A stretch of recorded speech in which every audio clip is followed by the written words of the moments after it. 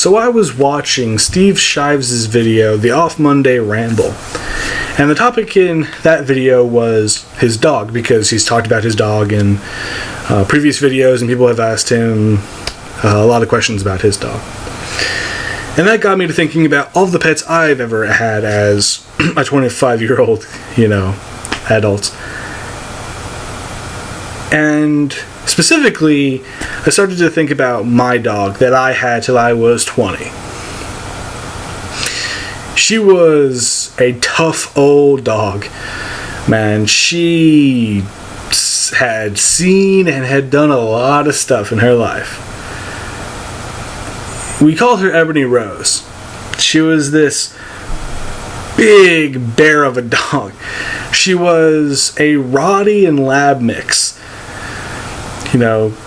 Two pretty big dogs combined into one goddamn dog. It's gonna be one big dog. But people were afraid of her. People were legitimately afraid of this dog, but she was not that mean of a dog. Especially towards the end.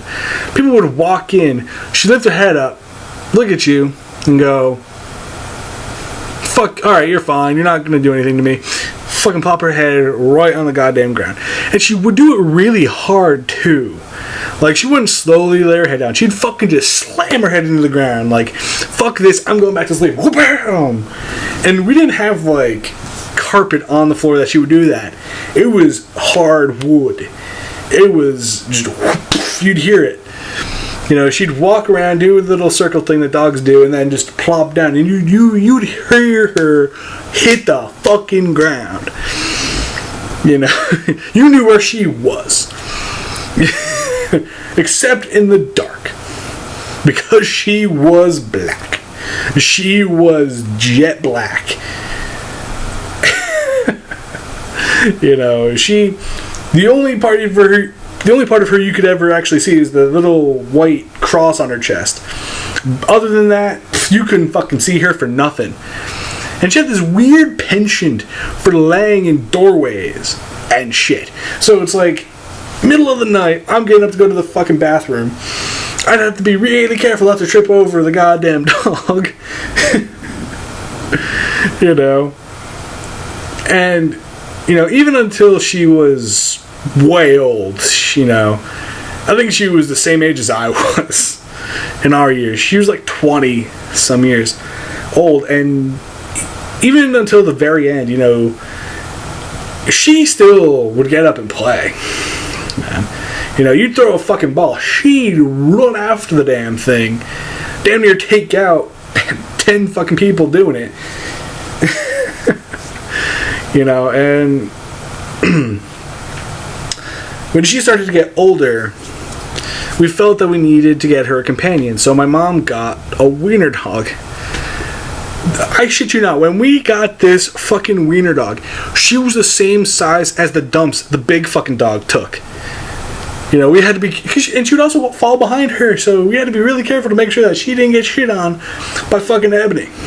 We still have the wiener dog. Her name's Diva.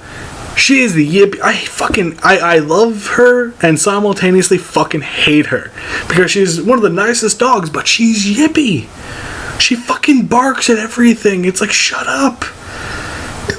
You're a fucking wiener dog. You ain't gonna do jack shit. A fucking robber's gonna come in. You're gonna fucking bark. He's gonna kick you into the fucking next county.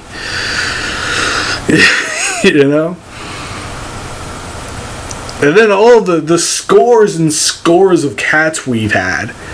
We've never had a time when we didn't have a cat.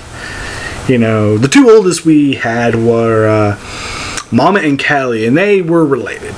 Mama gave birth to Callie, if I remember correctly. Mama was a tiger cat, and Callie was a tortoiseshell. They were mousers.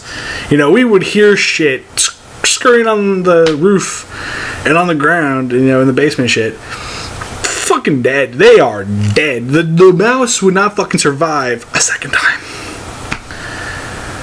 And then, we mainly kept all the... If one of our cats had babies, we kept some of them.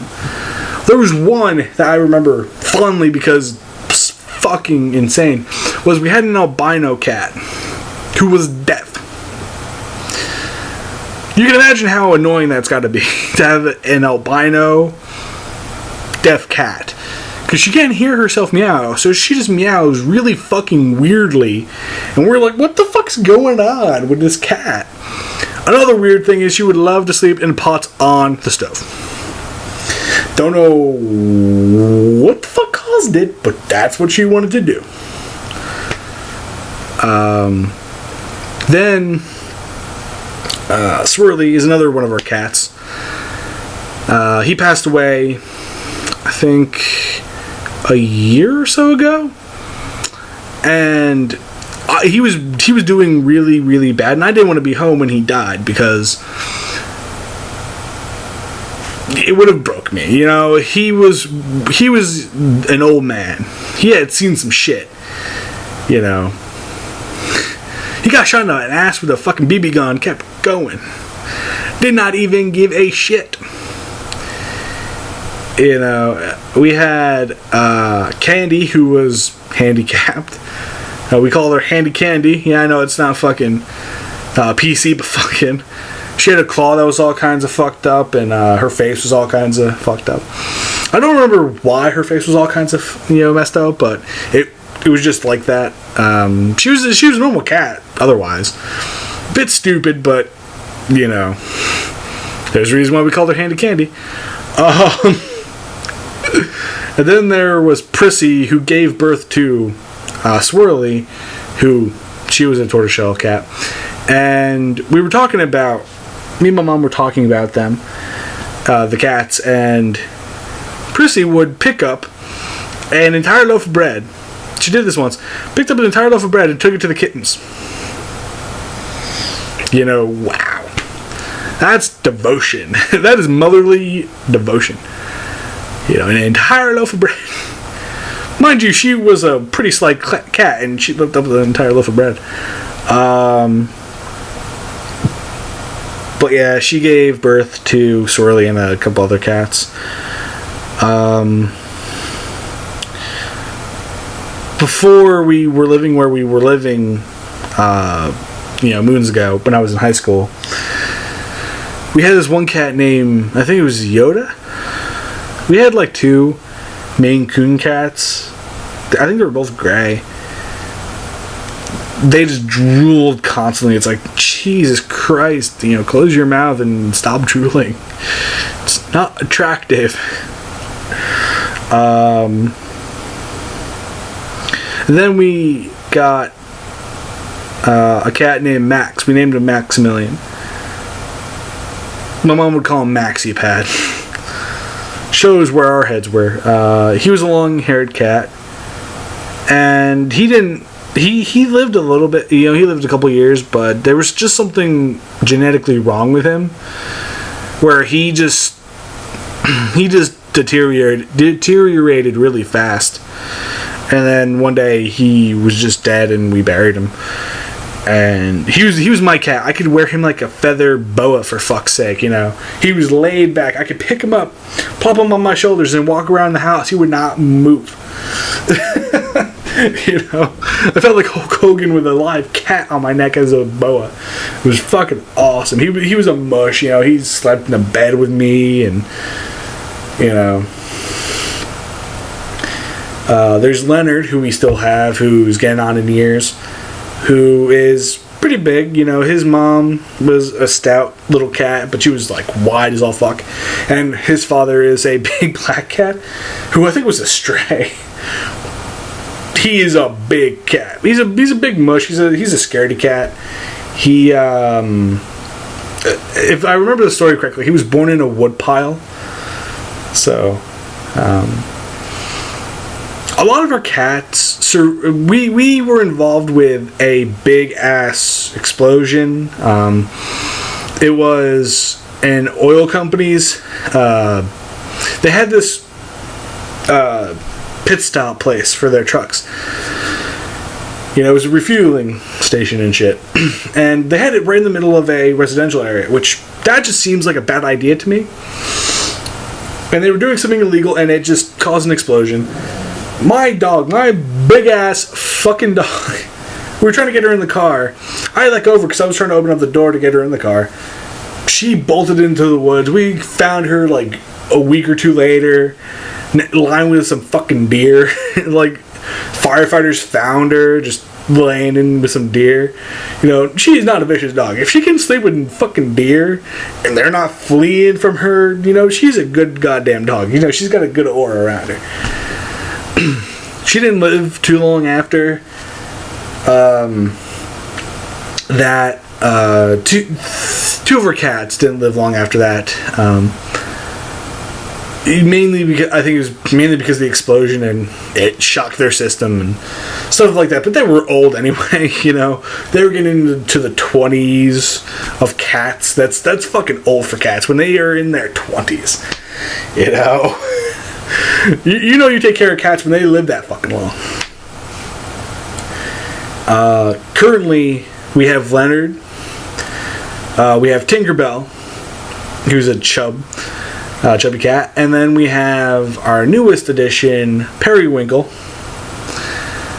and she's the youngest, and she at least she was. We got her fixed.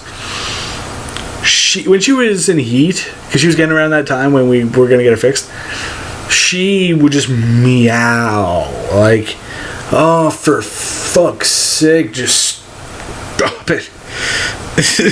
You know, don't meow like that. It's just like, stop. She would do it outside my door too. She would follow me around and meow, and it's like, shut up. For fuck's sake, just shut the fuck up. But it's fixed now. She's fixed. And our pets right now are, as I said before, Leonard, Tinkerbell, Periwinkle, and we have Diva. I really want to get a bigger dog. I want a big, stout fucking dog. Or at least a puppy that will grow into a big goddamn dog. I miss having that big, cuddly fucking dog. And Ebony she was a big dog, but she thought she was a lap dog. You know, you'd be sitting on the couch, she'd jump on your goddamn lap. You ain't going anywhere. You ain't going nowhere until she decides to let you go. It was ridiculous. You know, maybe in a later video I'll get pictures of her and, you know, show them to you guys. It's just really, you know, funny to me.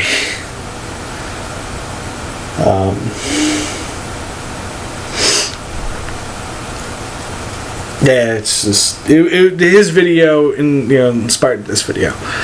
So I'll leave a link to his video. I may tweet it to him on Twitter. I may send him a message saying, hey, you know, this video inspired me to make this video. Could you check it out, critique it, or talk about it, or ask me questions or stuff like that. So thank you, Steve Shives, for talking about your pets, because it made me remember my pets, and I had really happy times with my pets, and it made me really happy to remember them and to talk about them in this video. Maybe if people ask me questions about them, I'll go into, you know, more detail, and I'll show pictures of them and stuff like that. So with that being said, thank you for watching this video for almost 14, probably going to be over 14 minutes when I get done with the fucking ending. Thank you for watching this. If you have pets and you want to talk about them, make a video response, make a comment. Maybe we could do a collaborative thing where we all talk about our own pets, and, you know, we'd be combining into one video. I don't know. But peace out, guys. Have a good day, and pets are fucking awesome. Take care of your pets, goddammit. Make them live for as long as they can. Make them live into their fucking 20s. Bye, guys.